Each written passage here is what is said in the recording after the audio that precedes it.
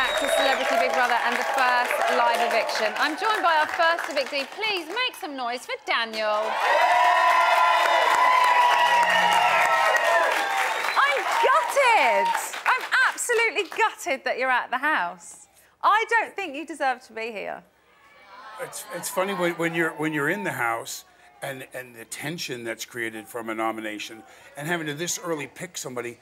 You know, if you were me, you haven't really had many confrontations with anyone or anything, so you're surprised to see your face when there's been explosions between other people, and you go, okay, well, they're going to vote for that person, you know. Yeah. Then you're left to the public, and the opposite thing happens. You start thinking, well, I've been a pretty good person and did a lot of the cooking, but have you done enough to have the public say, hey, I want him to stay? Should you actually go out of your way to start a fight, you know, and do stuff to gain more attention? So you do have those thoughts in there? There's conversation. Should I just be, you know, what's thought of as a normal human being that gets on with everybody, that does the cooking and does the cleaning and gets involved, or should I be that crazy housemate who everybody kind of gets gripped to Or at least throw more gas on fires, you know, to make them explode more, so at least you're part of the fray. And that's just not who I am, you know, so at least not this early. So you remained true to yourself for the first week? I did for the first week. So why do you think you are here? Obviously, I didn't get enough votes. Boring, thank you. Well, thank you, that's a bit rude. Yeah, that's a bit rude. Who do you think nominated you?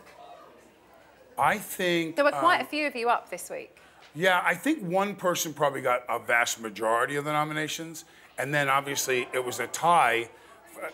Obviously, 5 of us got like 2 or 3 votes, and one person probably got 8 or 9. Would you like to see? Would I like to see who nominated who? Yeah. Yes. Well, we're going to see who nominated you. Want me to guess? Okay, I'm going to say Chloe and Steve nominated me, and Austin. Okay. Do you just want to see? God, yeah. Here we go.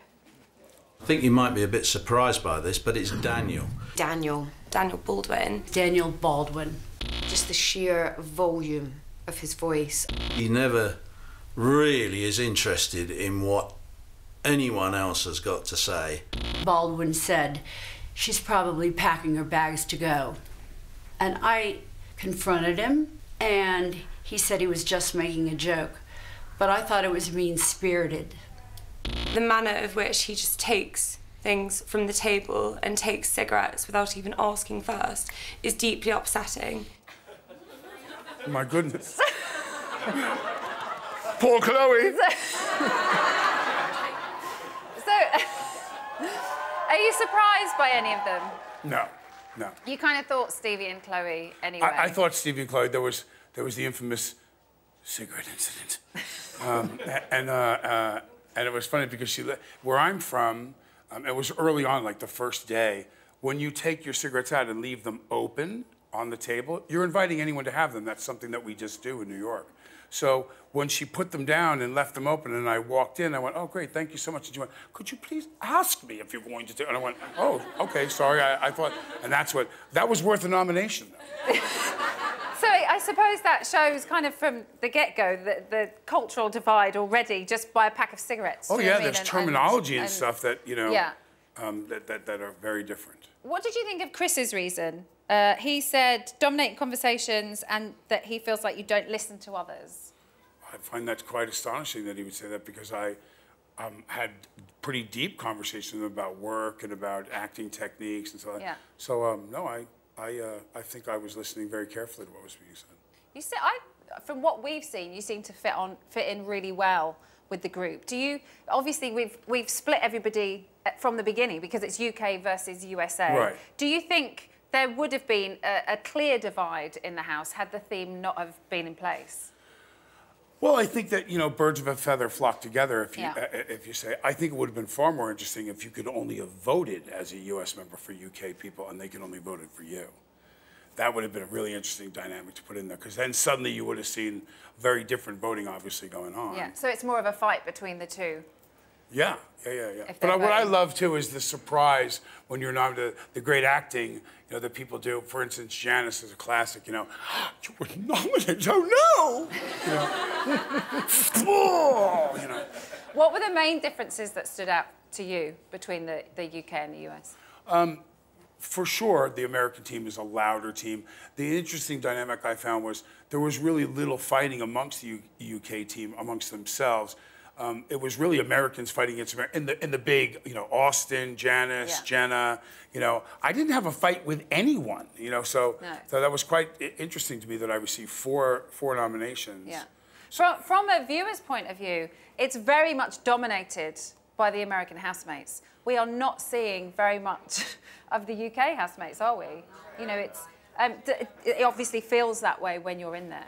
Which is why my theory, you know, obviously you're not allowed to discuss the nominations, but you can discuss who you think was going to be evicted. And I thought, honestly, it would probably be Chris, only because he is quite reserved. And this wasn't like in a lot of American shows, you vote for the person you want out. Interestingly enough, in the UK, you vote for the person you want to stay. So I didn't know that he would have enough storyline and enough stuff for people to have gotten to know much about him at all. Yeah. So I feared he'd be the first one to go out. Did you? Boy, was I wrong. Did you ever feel like you wanted to jump ship to the UK side? Because there were times when I felt like watching you, there would be, especially the first night, for instance, when you were stuck up in the tower and Farrah was there and she was quite off and it was almost like you were kind of humouring her and listening to her, but it was like you were kind of like, I can see where this is going. Well, it was day one. You know, there was already a confrontation. I felt that Natasha had come out to extend the olive branch to her, and she didn't want any part of it. And I thought, wow, we're going to come right out the gate, you know, firing with both barrels, you know. And I thought it was a little early to do that. Obviously, that was a mistake. Maybe I should have let a few people have it. I also felt that while we had Paul there and the task of being servants to royalty, in the United States, please remember that, you know, Diana and the monarchy are very, very highly regarded and well respected. So it was very important for me, like I was in a play, to play that role, to genuflect, to back out, to, you know, even when the kidding was going on, I stayed in uniform the entire time while others slept, and obviously it meant nothing to you.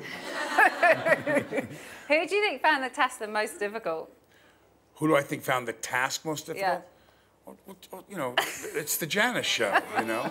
You know, Janice doesn't care. Listen, there's the sun with a J on it, and these are all the stars and planets, everything revolving around it.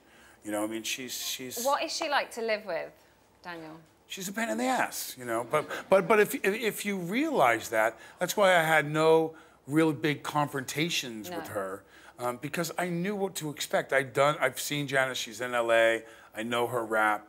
This is what she does, and she's perpetually fourth or fifth. She never wins because she's a nightmare. You did seem to handle her quite well, though. You did pull her up a couple of times on things, and you seem to know how to kind of deal with her. Well, yeah, you know, that comes from understanding that no matter. This is what I told Paul when he got in. Just let her go. There's nothing you're going to do to get her to properly do this. So you're better off giving her 20 onions and letting her peel them and tell them you want pieces like microscope. You know, so she has to, and she's busy doing something. Then of course her hand, it hurt, and I couldn't do it. As you said, it is kind of like the Janice show, but it's also split with the Farrah show as well. She's another quite dominating character, it feels. In there. Well, and I think what you're going to find, and sadly I'm out now because I think what you're going to find next is going to be Farrah.